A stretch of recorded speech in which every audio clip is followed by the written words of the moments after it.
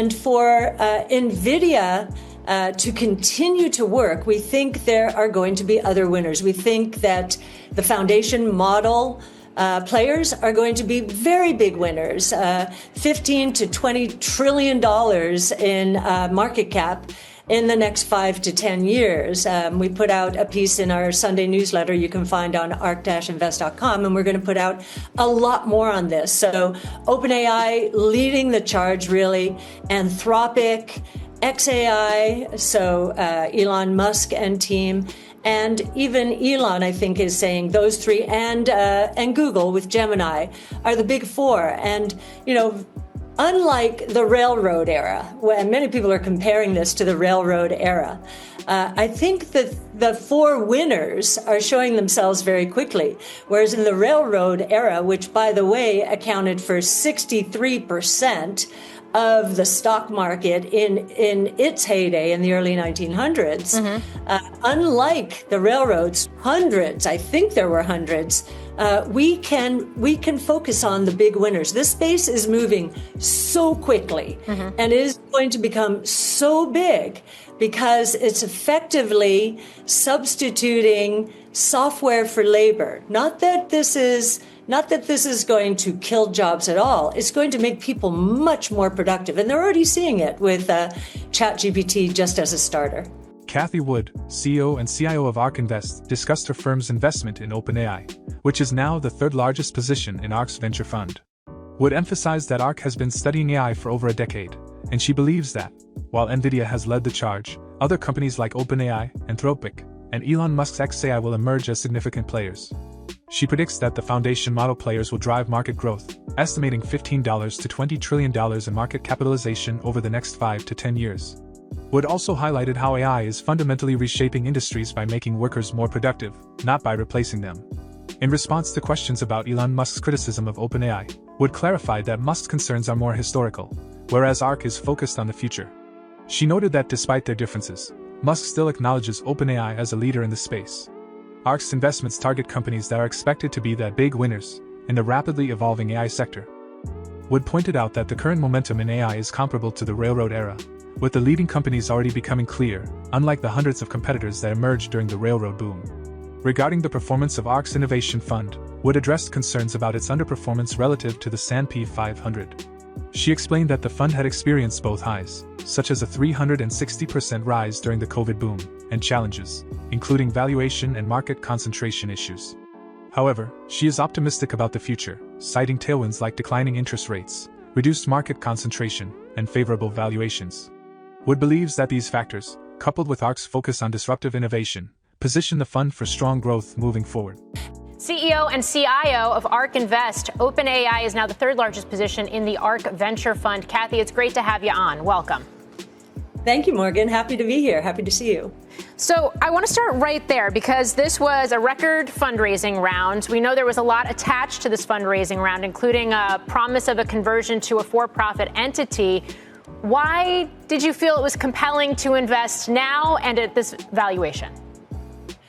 Well, we've been doing work on AI for 10 years, and we've been waiting for the companies that were really that Nvidia was going to hand the baton to. Not that Nvidia's story is over at all, but as you know, Nvidia has basically been communicating, and investors have been buying a very big idea. Nasdaq getting hit today, Nvidia taking the brunt of it, down more than 3%, and now it could be facing some new competition as chip startup Cerebras files for IPO. Our Seema Modi's on the story for today's Tech Check. Hey, Seema. Carl Cerebras is backed by some of the biggest names in tech, Coatue, Benchmark, Altimeter Capital. It designs artificial intelligence chips for inference that its CEO, Andrew Feldman, an ex-AMD executive, says are cheaper than Nvidia and AMD's. And unlike the industry's obsession with smaller chips, Cerebras wafers are over 50 times larger than its rivals, which Feldman told us helps speed up processing. Now, amid this AI boom, the company's S1 revealing growth is accelerating with an over 200% jump in 2023 sales, though not profitable. Some of the customers include GlaxoSmithKline, the U.S. government, and a conglomerate in the UAE named G42 that makes up a majority of its revenue, 87% of sales in the first half of this year. The S1 also noting that the dependence on its relationship with G42 opens it up to a number of risks, like changes in demand from the state-backed tech company or changes in regulation. Now, it's no small feat, of course, going up against a company like Nvidia, the dominant player in AI chips, and there's a high switching cost. That's why Wall Street analysts say the big question is whether Cerebras can secure a large order from a hyperscaler that currently uses some of the bigger names like Nvidia to build their AI models. Similar to Nvidia and the rest, Cerebras does fab its chips with Taiwan Semiconductor. Now, I'm told a 5-year-old semiconductor company plans to go public this fall, targeting a valuation of $7 to $10 billion. Some investors in the private tech market are optimistic that this could open up a new wave of AI IPOs. Cerebras would be one of the first companies to debut from one of the many AI startups cropping up in this new era. How investors, of course, receive it in the public market will be a big signal for new IPO hopefuls, guys. Well, we've been waiting for IPOs. Now we know how to say it. And I guess if you're going to go public, you should be a chip competitor to Nvidia on AI. Thank you, Seema. Seema, thanks. Everybody that you come in contact with, and I mean everybody, says to you, oh, you're in the investment business. What do you think about Nvidia? And they're people who have no idea what Nvidia is. I feel don't you feel like that's cooled down a little bit? Yes, but that's good. That is healthier for the market. It's fervor like about saying all that GameStop. It's like we should all own GameStop because we heard it from the person cutting our hair. I don't think so. So it's the same dynamic. You have to have something broader, and the professionals who are buying these stocks, I mean, we know the companies we're buying. It's not just the S&P index that's moving higher. It's other buying in addition to it. I'm not suggesting we're not going to have Nvidia earnings watch parties anymore because they're still going to be a thing, but it does feel like a little bit of the fervor about that has cooled a bit, which is good. I mean, you make the argument that's good. Now, outside of the mega caps, you do have the filing of an IPO by a chip maker. It's Cerebras. Maybe they'll take on Nvidia. The latest funding round valued that company $4 billion. Backers include Sam Altman, Code2 Altimeter, Benchmark, plans to go public in the NASDAQ. And of course, the 4 companies you just mentioned are all companies that you are invested in through your funds. I mean, you mentioned XAI. It's been interesting because Elon Musk, co-founder of OpenAI, has been very vocal, very critical of where OpenAI is headed and the direction in which Sam Altman is taking it. Do you disagree? I think what he's talking about is more about the history of the company, and we're looking at the future. And I was happy to hear that he did mention, of course, OpenAI as one of the leaders. Of course it is. So, we're just looking to the future. I know there's a history there, and, what's done is done. And we're just looking forward, trying to figure out who are going to be the big winners in this space.